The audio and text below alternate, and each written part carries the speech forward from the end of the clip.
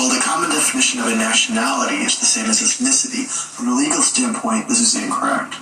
Many Americans seem to be unaware of this, so today I'll explain the difference. A nationality is a legal bond between a person and a sovereign state or entity that affords the individual certain rights and protection.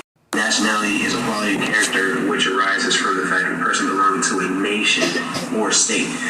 These two words can be used interchangeably and are synonymous in a sense, but we also need to take note that it determines your political status, right? So nationality determines your political status, while domicile is determining your civil status. So what is a political status and what is a civil status?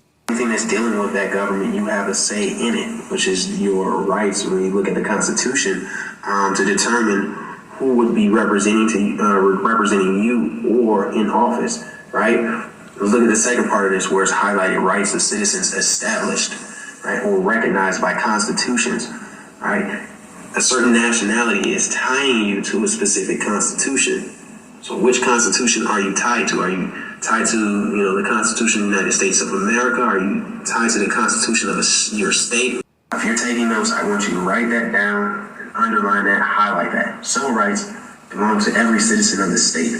Now we have to understand what state is being referenced, right? What state do you have your civil rights tied to? Is it the state of D.C. or District of Columbia, or the individual state that you live in? Or is it the several states, which we call the United States of America, right? These are questions that, are going to be popping up as we go through this PowerPoint, okay? Your civil rights are not connected with the organization or administration of government. Remember, that's your political status. Those are your political rights. They give you that, all right? Civil rights aren't tied to that. So if you want to be able to be connected with the organization or administration of government, then you got to create a political status.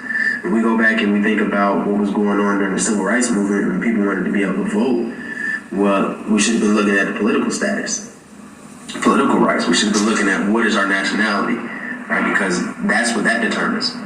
The last bullet point, where it's stating that it also means is state, right? Your status is also tied to your state. Of course it is, because your political and civil status ties you to a nation or a state, which will allow you to be able to own property. Right? Now, if you are not tied to that state, then you really can't own property in a land that you are not tied to.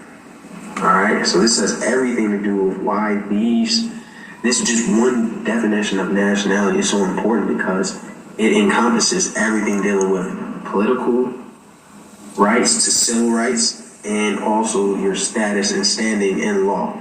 And if you don't have